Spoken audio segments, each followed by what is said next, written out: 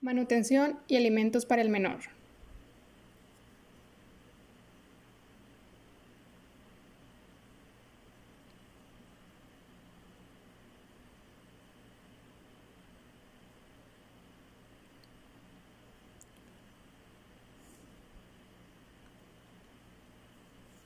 Uno de los derechos humanos de mayor importancia que se le reconoce a los hijos y también a los niños es el derecho de ser alimentado para poder sobrevivir.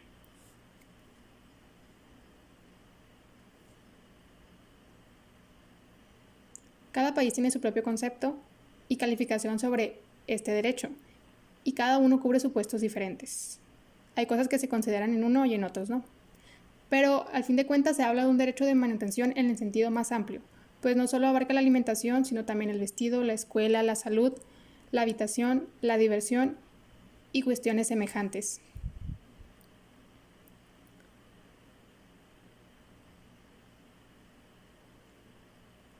¿Cuál es la regulación existente? Bueno,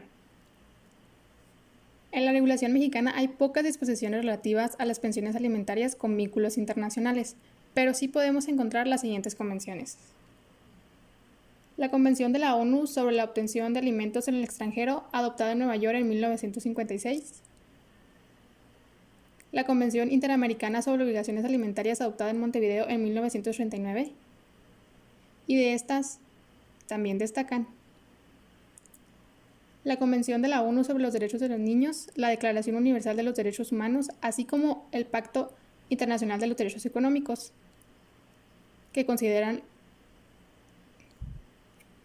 En el ámbito interno, la Constitución fija algunos principios.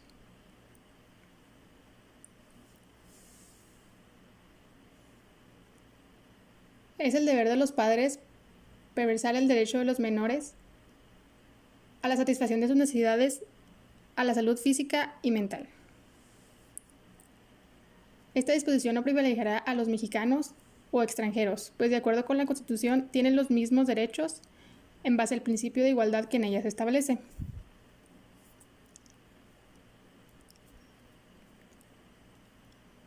Competencia internacional para conocer y resolver.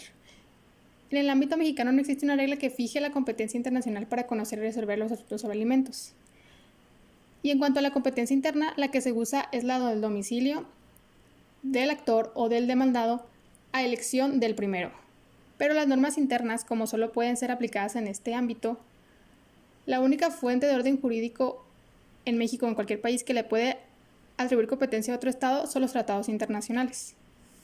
Aquí la Convención Interamericana sobre Obligaciones Alimentarias establece que puede ser competente el juez o la autoridad del estado del domicilio o la residencia habitual del acreedor, el juez o la autoridad del estado del domicilio o de la residencia habitual del deudor, el juez o autoridad del estado en el cual el deudor tenga vínculos personales como posesión de bienes o ingresos. Respecto a las acciones para incrementar el pago de alimentos, cualquiera de las anteriores señaladas será la competente.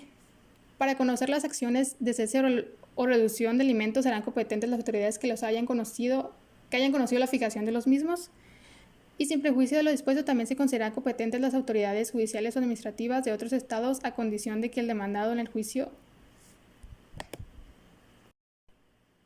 Así, por ejemplo, podemos tener que exista un acreedor y un deudor que residan en el extranjero. En ese mismo lugar se actualizó la obligación alimentaria, pero luego el acreedor puede cambiar su domicilio a México, ya que estima que este foro le ofrece más beneficios. Y en este caso, en este conflicto,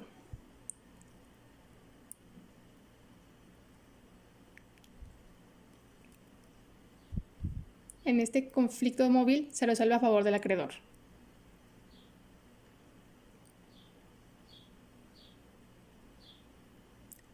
Ley aplicable.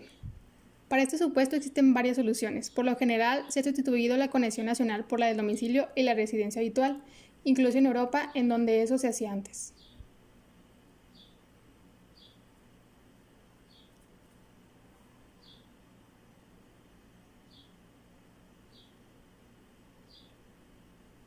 La regla general aplicable. En la legislación mexicana interna no existen reglas especiales de derecho internacional privado que regulen los supuestos fácticos alimentarios, excepto con Jalisco, que tiene una ley en sentido territorial. Por lo que se debe hacer es recurrir a las reglas generales del derecho internacional privado.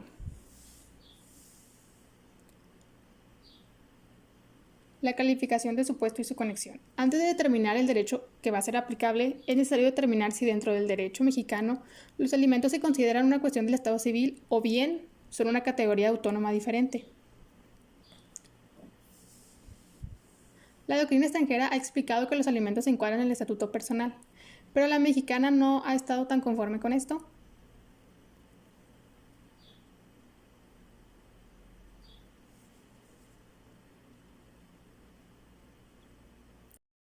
En el sistema mexicano, el derecho a ser mantenido y apoyado no es una relación de naturaleza real, sino más bien personal, que deriva de la relación filial y por lo tanto es parte del Estado civil. Ley aplicable. Debido a la inexistencia de normas internas especiales del derecho internacional privado, se puede decir que para las obligaciones alimentarias deben seguirme las mismas reglas conflictuales para el estado civil de las personas.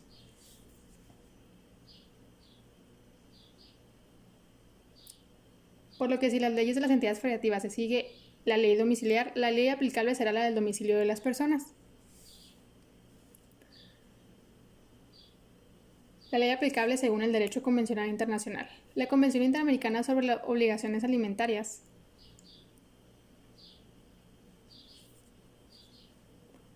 establece que se regirán en base a la que sea más favorable para el acreedor. Y así en el artículo 6 establece que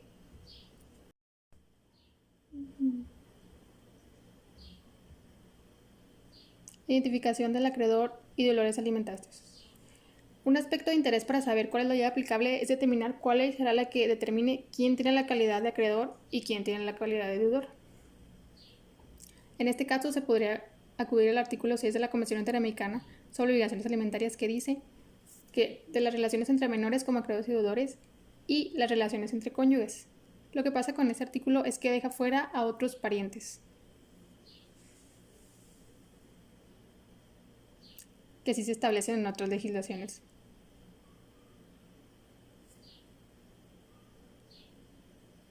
La regla material. En cuestión de alimentos, la regla del conflicto exige que se cumpla un efecto material concreto. Se elegirá la norma que resulte más favorable al interés del acreedor.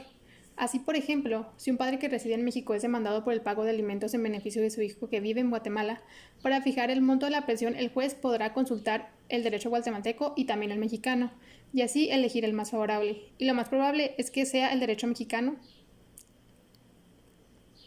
La sanción por el no cumplimiento del pago de alimentos. Si un extranjero dejara de cumplir con su obligación, podrá ser sancionado por las autoridades mexicanas con la cancelación de su calidad migratoria. Aunque esta es una medida que realmente no soluciona el problema alimentario. Procedimiento para la obtención de alimentos. En el ordenamiento mexicano no existe un procedimiento especial, pero en la Convención de Nueva York sobre la obtención de alimentos en el extranjero se hace referencia a dos tipos de procedimientos: la institución intermedia y el tradicional.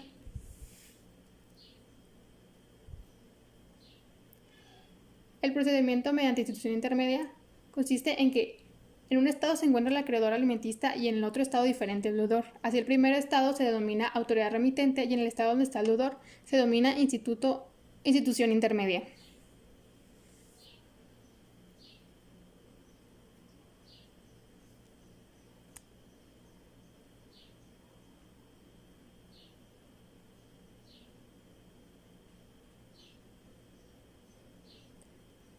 En el estado del demandante, el acreedor presentará a su estado la solicitud para obtener alimentos. Se necesita también una fotografía del demandante y, si es posible, otra del demandado. La autoridad transmitirá la solicitud a la institución intermediaria del estado donde se encuentra el demandado. Y por otra parte, el procedimiento que se da ante la institución intermediaria: al recibir la solicitud, la institución intermediaria procederá a obtener el pago de los reclamados.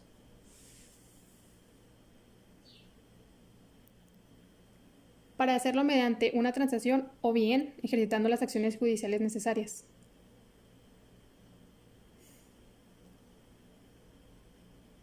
¿Cómo se reconocen las resoluciones extranjeras sobre alimentos? Ante la posibilidad de una estación extranjera en México existen dos tratamientos: los que estén relacionados con algún convenio internacional y las que estén relacionadas con un convenio sobre lo particular. ¿Cuáles son los requisitos y condiciones en el derecho internacional? Para que las sentencias alimentarias tengan efectos extraterritoriales, se tienen que cumplir las siguientes condiciones. 1. Que la jueza autoridad que haya dictado la competencia de la esfera internacional tenga la capacidad para conocer y juzgar el asunto.